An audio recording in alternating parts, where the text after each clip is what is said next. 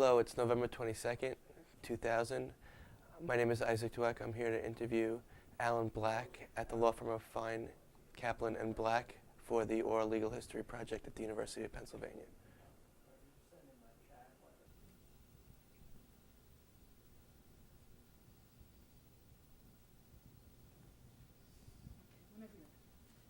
Good morning. Firstly, to begin, when and where were you born? Pittsburgh, Pennsylvania in July 1942. And were you raised there as well? I was there up through high school, and then I came out east to college and law school and ended up back here in Philadelphia, undoubtedly because I had gone to law school here. Were your parents also born in Pittsburgh? My mother was. My father came from Ohio. From Ohio. What were your parents' occupations when you were young? Yeah, my mother was an elementary school teacher who was a fanatic on proper grammar. She passed along to me, I guess. And my dad was an architect. Were either of your parents or any of your relatives involved in the war effort when you were young, in the World War II? No. Okay. Do you have any siblings? No, I'm an only child. I noticed in your resume that you have a lot of positions with religious affiliations. Was religion a very important aspect of your family life growing up? Moderately so, I would say. And I'm surprised that my resume shows a heavy weighting in that direction. What things did you have in mind? There's a few things towards the end, just religious affiliations at the end, that I was wondering if that had a lot to do with, like for instance, the Trinity Episcopal Church, Episcopal Diocese of Pennsylvania. I was just wondering if that was something that developed later or something that you developed at a younger age.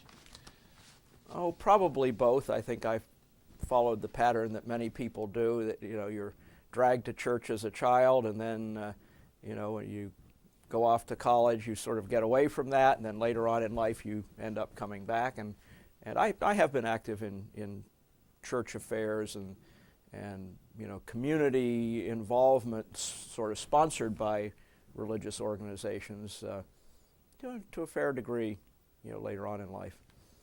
And you went to high school in Pittsburgh, you said? I went to Peabody High School in Pittsburgh, Pennsylvania. In high school, did you start, or how did you start developing an interest in law, if you did at all? Well, to tell you the truth, I didn't develop an interest in law until I was in law school. I went off to college intent on becoming a chemist, and I had done very well on the college boards in math, very well. So when I went to college, they stuck me in some advanced calculus course that was so advanced I had no idea what they were talking about, and I got a C- or something, which is the lowest grade they gave in the advanced courses, but they asked me to leave. So there went the chemistry career, and I was taking a history course I liked, so I ended up as a history major, and somewhere around this time of my senior year, November of my senior year in college, I suddenly realized that that wasn't going to be a terribly useful degree. What could I do with it? I could teach school maybe or something. I didn't really want to do that. So I temporized and applied to some law schools, ended up going to Penn, and things just clicked. I loved it. I loved the law school training and loved the law, and it was what I was meant to do, but I didn't know it until somewhere during that first year at Penn. To go back to high school for a second, were you involved in any particular extracurricular activities? The most significant one was the school newspaper. You were, just to bring in some current events from that time period, I believe you were about 12 years old when Brown versus Board of Education was decided. Do you remember thinking about that, or maybe perhaps you were too young, but do you remember thinking about that and what impact that had on you? I didn't at the time, because the public schools in Pittsburgh were pretty thoroughly integrated. At the time I was there, my high school was, I would guess, oh, 20 or 30% black and another 20% Jewish, and it was a real mix of kids. Where it hit me was when I went off to college. I went to Princeton, and when I got to Princeton in the fall of 1959, the local movie theater was still segregated. Black people had to sit in the balcony, and I was just flabbergasted. I couldn't believe it, and I'm sure a lot of my friends from northern states couldn't believe it either. And I think that had an impact on me because I have maintained an interest in sort of racial equality issues ever since then. I worked for the Civil Rights Division of the Justice Department for a period of time after graduating from law school, and although I haven't done much officially, that's always been an interest, and I've tried to work on that issue all through my life. I actually have a quote from a Princeton class of 1928 member about diversity. I was wondering maybe you could comment on perhaps a little more. He said, and I quote, "Princeton is popular through the South because it is the one Eastern school which does not enroll Negroes. Throughout much of its history, the university has been described as a northern town that has its spiritual heart in the South." So I was maybe wondering if you could comment on that, maybe a little more in the perspective of diversity at Princeton. Well, I think that may have been the case in 1928, and to some extent it was the case in 1959. It certainly isn't the case anymore. I was back there just a month or so ago, and that campus is amazingly diverse now. I'm sure they've made a very, very strong positive effort to bring those kinds of changes about, and from everything I can tell, even the sort of the old fogey alumni body is pleased to see that happen. But I'm sure in 1928 that's probably right. In my class there were maybe 4 or 5 black guys. That time there were no women. Now there's a very healthy percentage. I don't know what the numbers are, but when you walk around the campus you can see. To go back to your decision to attend Princeton, were you deciding on any other schools at the time, or were you deciding to not go to college perhaps at all? No, I always knew I wanted to go to college. The high school counselors in public schools in Pittsburgh had kind of a limited range. They suggested either Pitt or Penn State. Those were the two options that were offered to kids that they thought were bright enough to go to college. And I was sort of looking in those areas when a relative of my mother who lived in Maplewood, New Jersey, was visiting, and she said, "Well, we have a little cow college out here in New Jersey that maybe you ought to look at called Princeton." And, I hadn't really even thought that would be a possibility, but I followed up on her suggestion, and the rest is history. You also said you were a history major. I was wondering if there were any particular professors or classes that you could look back and really remember, or maybe affected you in any particular way. Well, I very much liked the courses in American history. There was a great course by David Donald, I think was his name, on the history of the Civil War that I remember, and there was a wonderful old professor by the name of Strayer who taught several courses in medieval European history that were great. I wouldn't say, though, that part of my educational career has really shaped what I did later. I found it very interesting, very entertaining. It was probably good training for the mind, but as I say, when I got to November or December of my senior year and suddenly woke up and realized I had to do something with my life, history wasn't what it was going to be. Were there any particular extracurriculars you were involved in college that you look back on? I worked as a reporter for the Daily Princetonian, which is the college newspaper, and through that I got into aviation. I got interested in flying and took flying lessons and got my pilot's license, which has been a lifelong interest of mine, really a great love. I've flown airplanes ever since then, and I still do today. I love it, and it's been just a great thing for me throughout my life. To go back to Princeton for a second, some historians, and you were a history major, have attributed Woodrow Wilson's ascendance to the presidency as a result of his opposition to the eating clubs.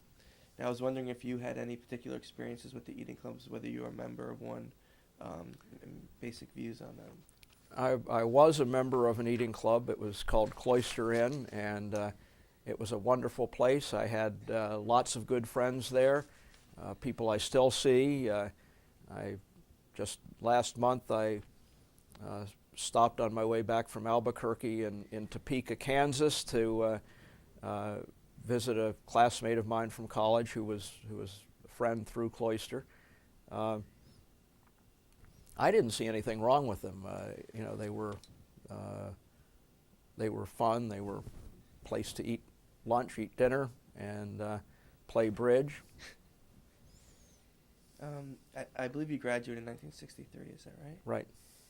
That same year, John F. Kennedy was killed, and Charles Kaiser has written, "After his death, we turned him into a demigod, his administration into a magical mystery Camelot." Firstly, can you describe, if you remember, where you were when he was killed? Absolutely. I absolutely remember where I was. I was sitting in the classroom at the law school. If you were standing in the courtyard facing the goat, it was to the left and downstairs. I forget, I think maybe it was Curtis Wright's class. Either Curtis Wright's or Jan Krasnowiecki. And somebody came in and whispered something to the professor, and he turned white and said, I've just received word that the president has been shot. I'm going to dismiss class. Everybody went out in the courtyard. At that time, the dormitories were right there, and somebody had set up a television set in the window of one of the dormitories, and there were just, hundreds of students and faculty and everybody standing around watching this one tiny little television set. Everybody was just completely flabbergasted and shocked, and couldn't believe it. But I think that's a moment where anybody who is older than probably 5 or 6 years old at the time remembers exactly where he or she was and what they were doing. It's a moment that doesn't leave your memory. Did that affect you in any way in terms of pursuing legal or politically oriented career paths? Or? I don't think so. It was a shock to everyone. I think particularly younger people like myself at the time were very enamored of President Kennedy and thought he was doing a great job. I think we were very wary of Lyndon Johnson, thinking that he would be a curmudgeon of some sort, and certainly on the civil rights issues where I was worried, he turned out to do a great job. So I guess in some ways it shows you can't really judge a book by its cover. You said that part of the reason you chose law school was believing that there wasn't much to do with a history degree. Were you considering other schools besides Penn, or why did you go to Penn? Yeah, I applied to Virginia and Harvard and Penn. There's a funny story about Harvard that I don't mind telling for the tape. They sent me a letter saying, well, we can't admit you, we're going to put you on our waiting list, but you should know that if it's going to take a couple months, and if we do eventually admit you from our waiting list, we will have exhausted our financial aid, so if you get in from the waiting list, you're on your own. So I wrote back to them and said, thank you very much, but I can't afford to go without financial aid, so you might as well take me off the waiting list and make a spot for somebody else. Later, I got into both Penn and Virginia and picked Penn. And then, still later, I got a letter from Harvard saying, "Dear Mr. Black, we got your letter saying that you'd like to be removed from the waiting list, but we just thought you'd be interested to know that even if you had remained on the waiting list, you would not have been admitted," which I thought was so Harvard.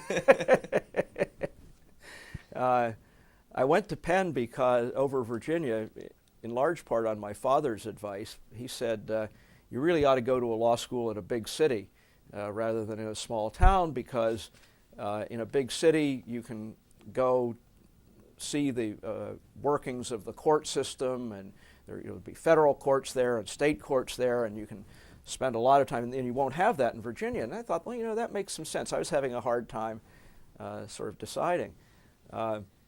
So I came to Penn, and I never once went and sat in a courtroom, state, federal, or anything else.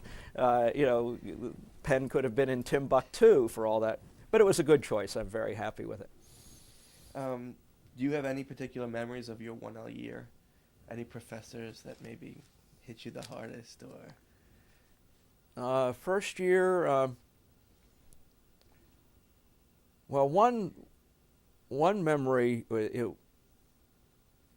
that sticks with me is Curtis Wright's.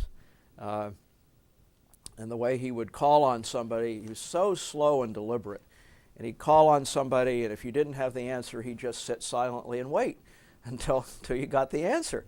And it was excruciating. It was just, particularly if you were the target, it was excruciating even if you were just another member of the class. And I remember just thinking how frustrating and annoying this was, and I thought it was a waste of time. It was agency. It was the course. He was teaching agency.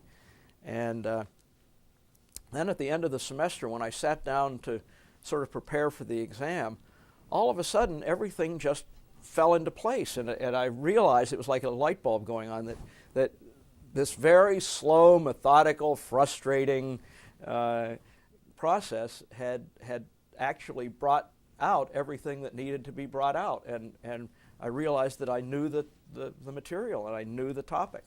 That was interesting. Paul Mishkin was a great influence on me. He was a great professor and friend, and he taught federal procedure and jurisdiction and that sort of thing, civil procedure. Paul Bender. It was a great faculty, it really was. You taught at, I believe, North Dakota, Rutgers, Penn. Can you compare what you saw teaching, how law school has changed from when you went to what it was as you taught? Well, they were all very different law schools. North Dakota is a tiny law school out in the middle of nowhere, and had I think an enrollment of maybe 300 altogether, maybe not, maybe only 200.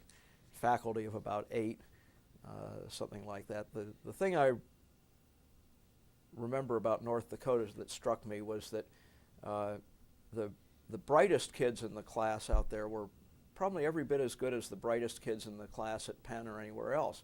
And they had gone to North Dakota for family reasons or financial reasons or whatever.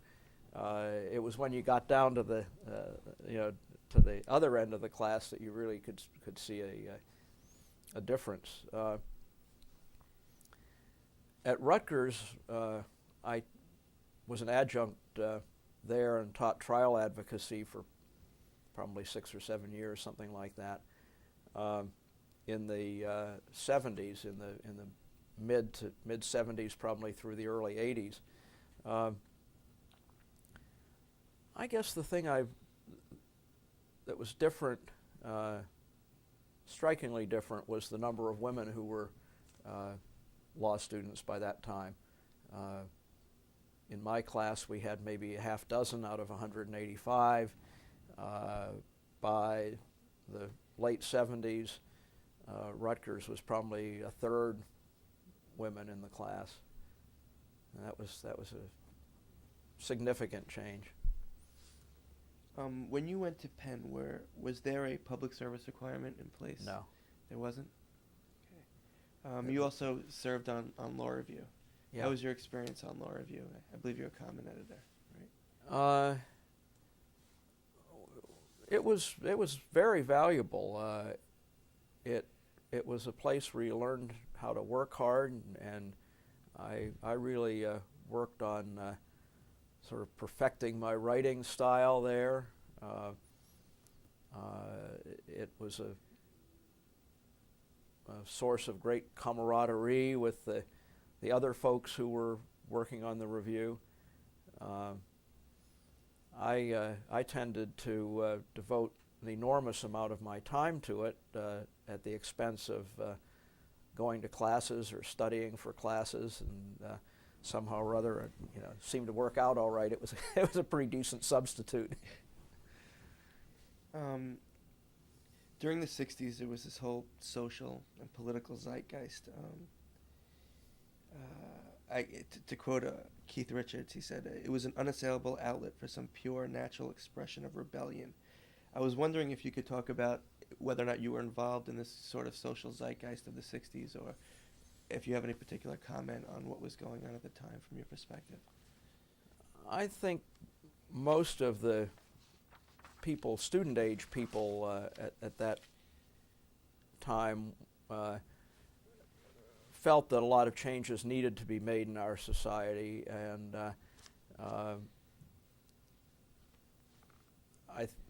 I've noticed more people at college being actually active in going out and protest marches and that sort of thing. I think maybe the workload at law school was too great to allow very much of that sort of thing.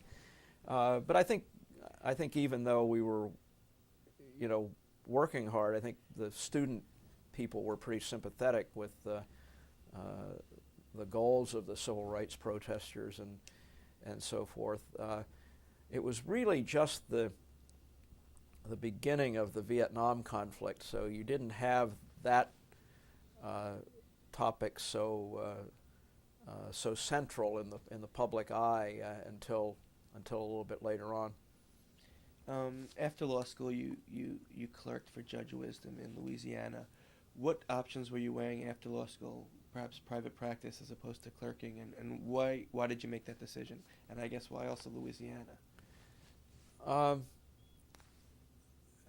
I think I pretty much always had felt that I wanted to clerk for a year after law school. I thought it would, really be a good experience and a good transition to the real world, and just a good thing to do. I applied to Judge Wisdom for really two reasons. One is that he had a reputation around the law school and among the faculty and others that I talked to as being, one of the best and brightest circuit court judges anywhere, and he was also in the forefront of leading the Fifth Circuit's civil rights efforts to desegregate schools and public accommodations and so forth, and that was a matter that interested me considerably. So he was really my first choice. I had applied to a few other Court of Appeals judges and to a judge on the Supreme Court of Pennsylvania, but I was thrilled when Judge Wisdom offered me the job, and I accepted it instantly. It was an interesting experience for a northern boy to go down to Louisiana in the midst of the civil rights upheaval and to live down there. It was the clerkship itself was a stupendous experience. Judge Wisdom was just a magnificent judge and teacher, and he and his wife opened their arms to his law clerks. We became almost literally members of the family, and stayed so after our clerkship year was over. There were something like 95 law clerks for Judge Wisdom over the course of his career, and we would get together every few years in New Orleans for a big party to celebrate the judge's birthday or the anniversary of his appointment to the bench or whatever. So it was a relationship that continued right up until his death a year ago this past May. Were there any particular cases, maybe perhaps involving civil rights, that you remember? Oh boy, there were so many. The answer is yes. The most important case that was before our court the year I was there was a school desegregation case called the Jefferson County Board of Education case. It was a case in which Judge Wisdom held for the majority of the panel that the HEW, Department of HEW, Title VI guidelines on desegregation of public schools had to be followed by the school districts in the 6 states of the circuit in order to comply with the constitutional mandate to desegregate. Essentially, the heart of the judge's opinion was that he said that the only desegregation plan that meets constitutional standards is one that works. And this is the way, we've tried for years, this is the way, the only way we're going to make it work, so you got to do it. You got to do this.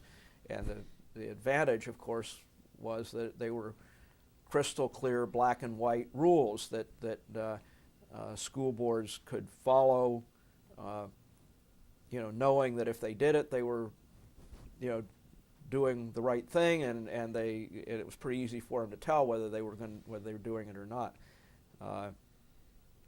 It's interesting to me that I think some of the school boards and certainly some of the members of school boards in the Deep South in those days really wanted to do what was the right thing, and you talk with some of them who were enmeshed in these huge litigation battles with the government, and they would say, well, we really sort of know we have to do this, but it will be so much easier for us back home when the court tells us we have to do it. It was an interesting thing. I hadn't thought that perspective was there when I traipsed off to Louisiana as a kid right out of law school. Given the opposition to desegregation, did you at any time feel that there was a threat to your well-being? Was that ever a concern? Not while I was clerking. I had a couple of experiences later on when I was working for the Civil Rights Division that were a little bit scary, but Judge Wisdom got threats. He would have people call his home in the middle of the night and curse at him or his wife or his daughters if they answered the phone. The year before I clerked, somebody threw rattlesnakes into his garden, and there were some people who were pretty nasty. I didn't experience that. The court was in New Orleans, or New Orleans, as they insist on is correct, and I spent most of my time in the city, and you didn't get that kind of sort of redneck violence in the city. It was I'd have been more concerned out in the boonies. You mentioned that after the clerkship you went to work for the Department of Justice in 1967 and 68. What kind of factors informed that decision? Well, at that point I really was committed to the civil rights movement. I had been interested in it ever since my freshman year in college, and of course clerking for Judge Wisdom during that period reinforced that interest, and that was what I decided I really wanted to do, and I was fortunate to be able to get a job as a trial lawyer with the Civil Rights Division. I'd seen them appear before the court, time and again during the year of clerkship, and they were doing what I wanted to do. Do you remember any particular cases during that time period that you worked on? Yes, the one that sticks out in my mind most prominently was a case in which the Department of Justice intervened in the state of Louisiana's attempt to prosecute a prominent civil rights lawyer for essentially practicing without a license in Louisiana. And the department made a huge effort to bolster his defense and ultimately prevailed. So I worked very hard on that, and there were numerous school desegregation, public accommodation desegregation cases. We were observers in elections in rural Louisiana and Mississippi. Those were some interesting trips.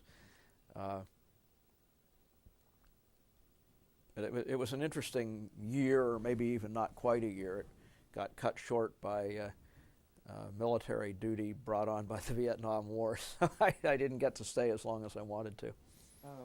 If I could quote Martin Luther King, he said that one has to conquer the fear of death if he is going to do anything constructive in life and take a stand against evil. April 4th, 1968, I believe while you were working with the Department of Justice, he was assassinated. Given your workings with civil rights over the past couple of years, how did that in particular affect you? Well, it was a shocking thing. I guess it shouldn't have been, but it was a shocking thing. That was right at the tail end of my time with the Civil Rights Division, and I was moving off to the Navy at that point. But it was it was just a terrible thing that it's kind of hard to believe that sort of thing could happen in the United States. But of course, then it continued to happen with Robert Kennedy and et cetera, et cetera. During your clerkship and while you were at the Department of Justice, did you have much personal contact with a lot of the leaders of the civil rights movement? No, not really. I was at a lower level. I did meet John Doerr, who was, of course, a great hero of the civil rights movement, and some other folks. Owen Fiss. I worked for Owen Fiss when he was at the Justice Department. After your job at the Justice Department, you went to the Navy to work as a judge advocate general. You said it was military service. Is that why you went? In '68, I guess the Vietnam War had cranked up to the point where pressure from the draft board was intense, and it got to the point where it was clear to me I either had to join voluntarily or be drafted. And I joined the Navy and went off to some sort of abbreviated officer candidate school, and then became a JAG officer.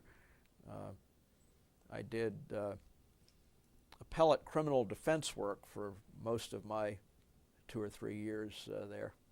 Was most of your work in the United States, or did you actually get to travel to some of the other places, maybe Vietnam? I was stationed in Washington, D.C. for almost the entire time. I did. I was sent to Okinawa to defend the retrial of one of my clients who had been convicted of rape over there, and I got him a new trial on the appellate level, and then his family requested that I be sent over to defend him at the retrial, and after a lot of squabbling, the Navy agreed to do that. So I did get one trip to Okinawa out of the whole thing. Most of the time was in Washington. Did you support the conflict politically? Did you have sort of this internal struggle between supporting the Vietnam War effort and perhaps being not supporting the Vietnam conflict?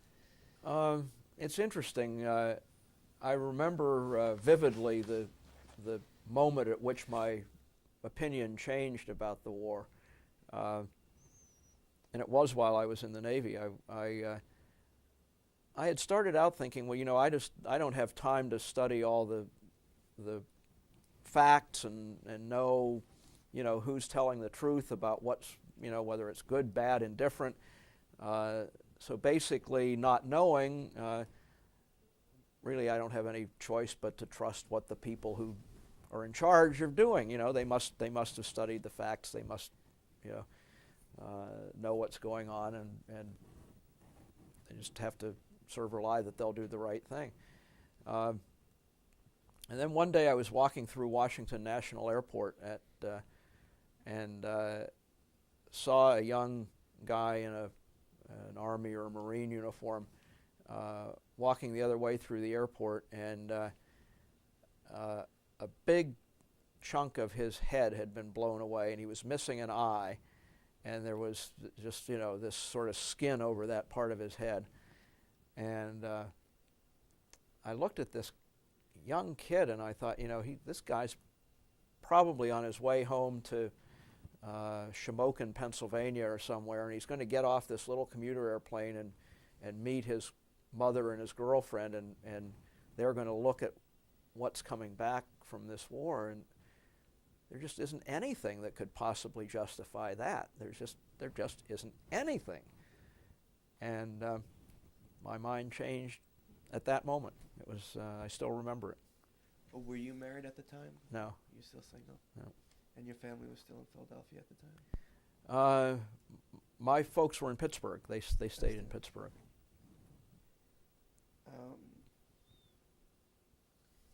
1968 also saw two other major events that I was hoping you could comment on. One of them was, as you went to two Ivy League schools, and in 1968 there was a riot by SDS at Columbia. I was wondering if your experiences at two Ivy League schools could maybe comment on what you were thinking about that at the time. To tell you the truth, I don't even remember that happened, so it must not have made much of an impression on me. I know, I've heard about it, but I don't remember knowing about it at the time. I'm sure I read in the newspapers, but I guess maybe perhaps the student protests in generally also at Kent State. Were those things?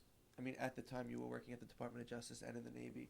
Were those things affecting the way you were thinking about the war or your potential? I think they did to some extent, as I'm sure they affected everybody's thinking. I was certainly aware of what was going on, thinking that in particular what happened at Kent State was a tragedy. But I don't think that I was affected any more than anybody else by what happened there. After you worked for the Navy, you began teaching, in addition to some private practice, I think. What made you decide to teach, as opposed to going into private practice? Well, there's actually a good story there.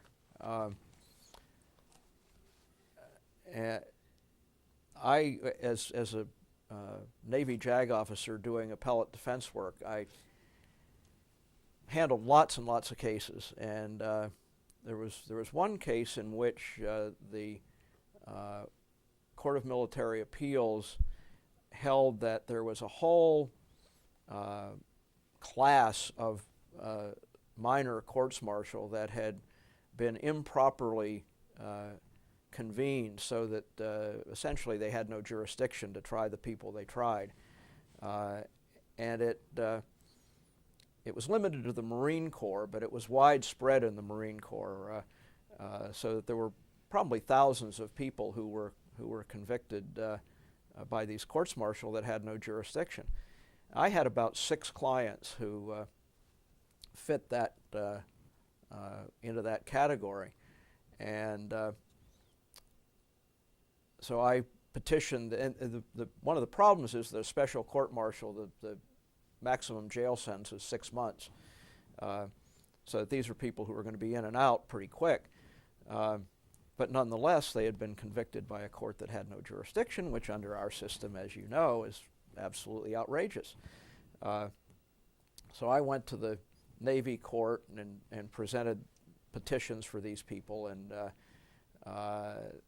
nothing happened, and I went to see the chief judge of the Navy court, and I said, Judge, he was a Navy captain, and Captain, I've got these 6 guys, they were convicted, without jurisdiction. I know that the convictions are void. You got to do something about it. And he said, well, Lieutenant Black, he said, it's May. We have a heavy caseload. I don't think the court's going to reach that issue probably until we reconvene next September. I said, but Captain, these guys are going to be out of jail by then. Oh, well, then they'll be where, just where you want them. That's fine. You're not suggesting they weren't guilty, were you, Mr. Black? Well, no. I mean, the court had no jurisdiction. Well, we'll get to it when we get to it.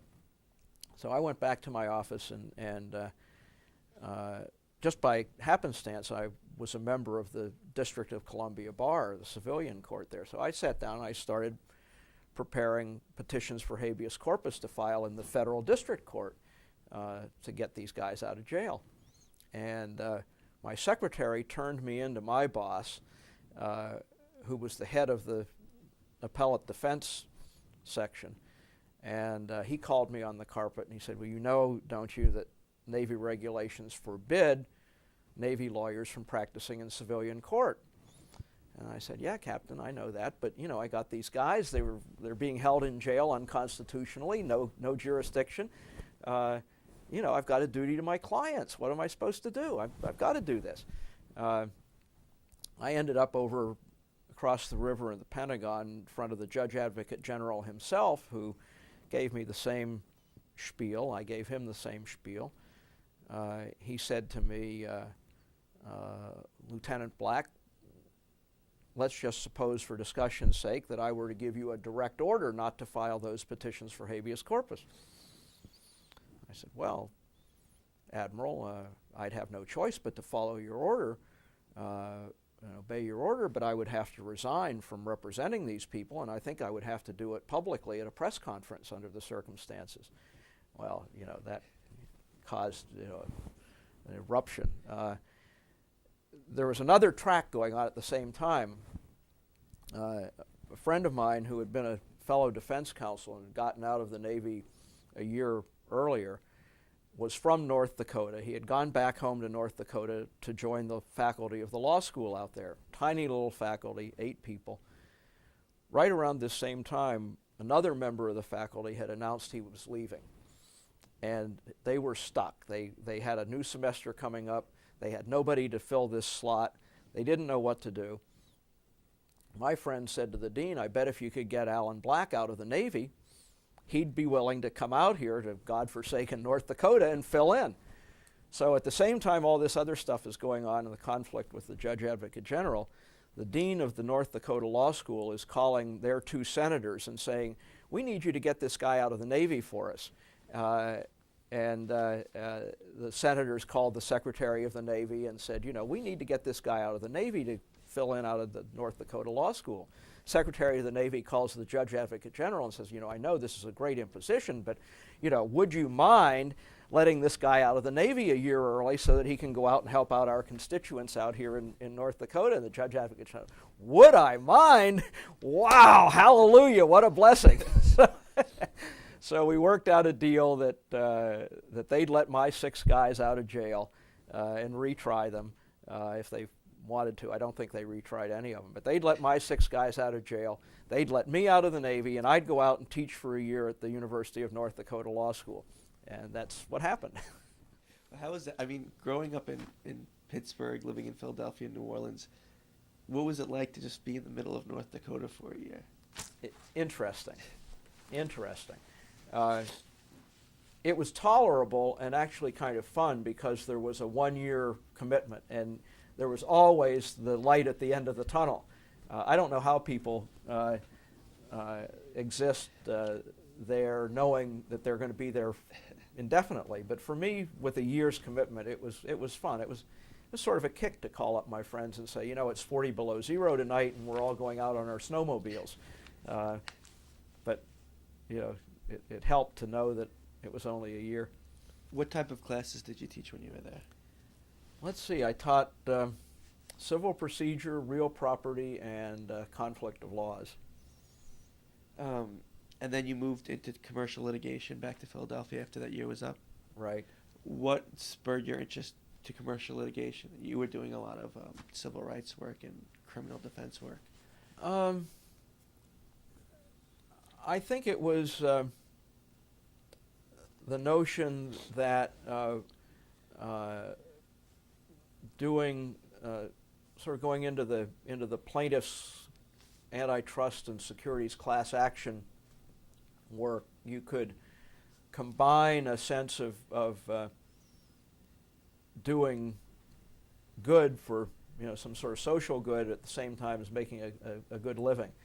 And I had some friends who were working for Harold Cohn, who was one of the preeminent plaintiffs' class action lawyers at the time. I think I gravitated back to Philadelphia because most of the people I knew who were lawyers were here because they had Penn connections. And so I applied to Harold Cohn's office for a job and got it. And what was the biggest difference you saw between working in the public sector and working in the private sector? What were the adjustments you had to go through?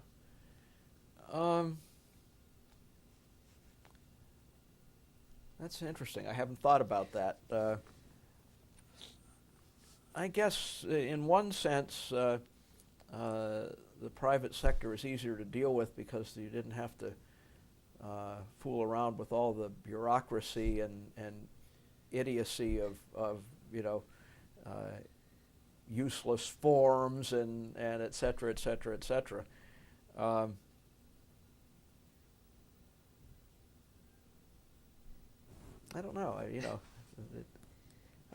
1975, you founded this firm. What was your relationship with, I guess, Mr. Fine and Mr. Kaplan beforehand, and what spurred you to begin this firm? Well, Aaron Fine and Arthur Kaplan and I all were part of the Cohn firm. And Aaron had been with Harold Cohn, I think, for 26 years, something like that. Arthur's a couple of years younger than I am, and he and I had been there, maybe 3 or 4 or 5 years, something like that.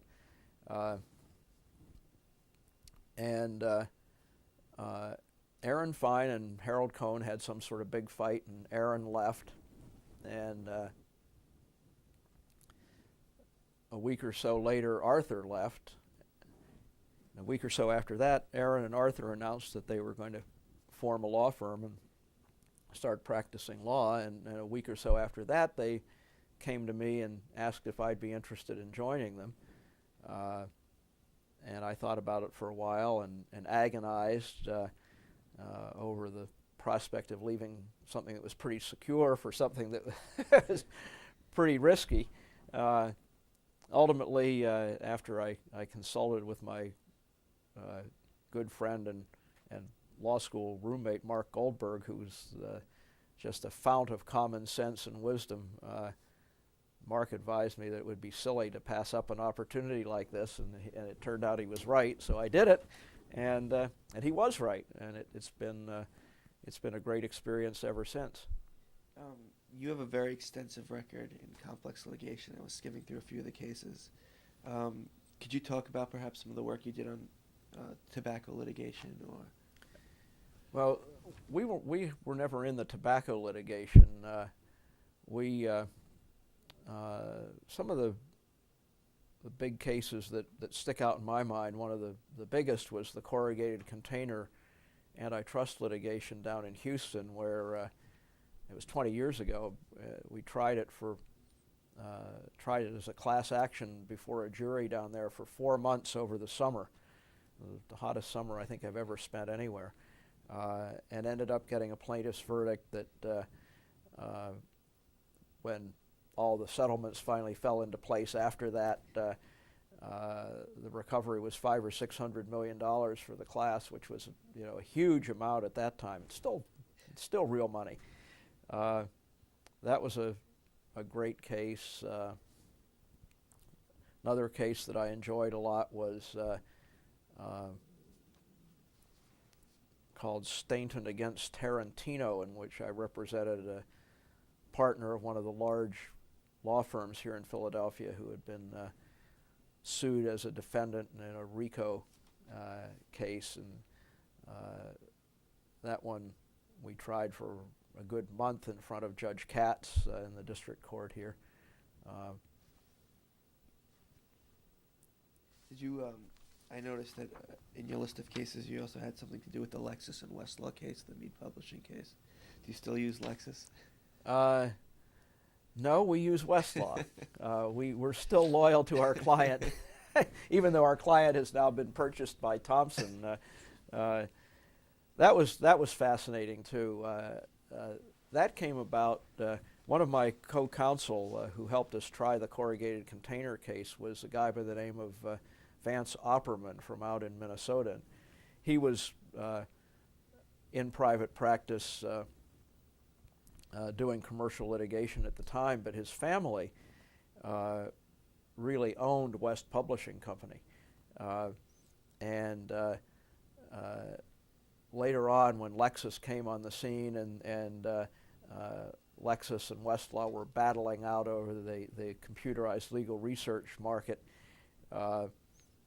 Vance brought Arthur and me and a number of other people together as a legal team to represent West in the course of all these litigations. And there were copyright litigations and antitrust litigations. I mean, you name it, and they were being filed in Cincinnati, where Lexis had its headquarters, in Minneapolis, where West was headquartered. But it was a great experience. We worked with a lot of the best lawyers in the country and a lot of the best economists in the country. Ultimately, I think did a pretty good job for West. I just want to switch back to your aviation, your love of aviation. I noticed that you're chairman of the Bucks County Airport Authority.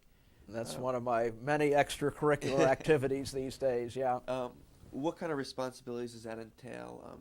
It seems to me also to be a type of political position. Do you have any kind of political aspirations? I'll answer those one at a time. The authority owns and operates two airports up in Bucks County, the Doylestown Airport and the Quakertown Airport.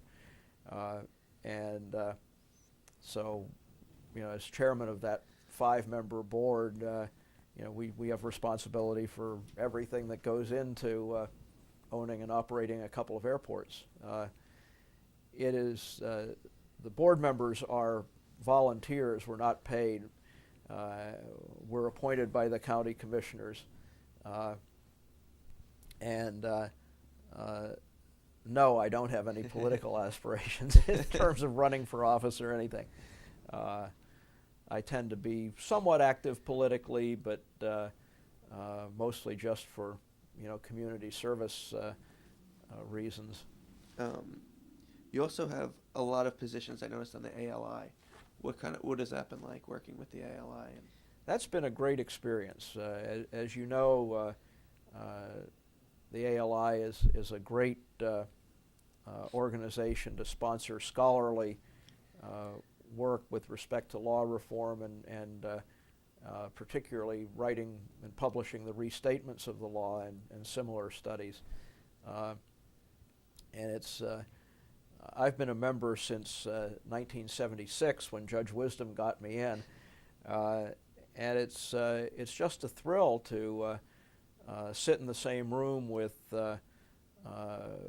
people like Charlie Wright and the other great minds of the law, academics, judges, the great practitioners, and debate the fine points of what the restatements ought to say. About, I guess 6 or 7 years ago, Judge Wisdom got me elected to the council of the ALI, which is the 60-member sort of governing board of directors. And that's been an even more interesting and stimulating experience because the council meets 3 times a year to work intensely on the drafts of the various projects, and it requires you to do homework in areas of the law that you know nothing about.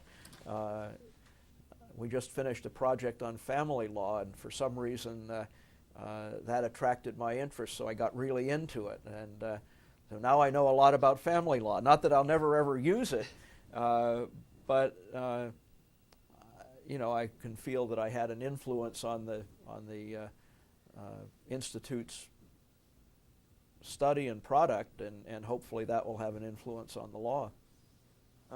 As you look to the future of your law practice, where do you see this practice and your work, I guess, in general, legally going? I think we'll probably be pretty much on the same track that we are now. We started in 1975 with 4 lawyers, 3, Arthur, Aaron, and me, and 1 associate. In 25 years, we've now grown to 9. I'm sure we'll continue to stay small because it's just a lot. We think it's a lot more pleasant way to practice law. And my guess is that we'll maintain our focus primarily, if not exclusively, on commercial litigation. We do mostly plaintiff's work, but we do some defense work, and I, in particular, I enjoy that. Right now, one of my most interesting matters is that I'm representing somebody who was an officer in the Allegheny health system who, as you can imagine, is being sued by everybody in the world. And I think it's good to work both sides of the street. I think it makes you a better lawyer. I think in all your cases, if you've been on the other side and you sort of know where the other side is coming from, you're going to do a better job. So I think we'll continue to do probably mostly plaintiff's work, some defense work, and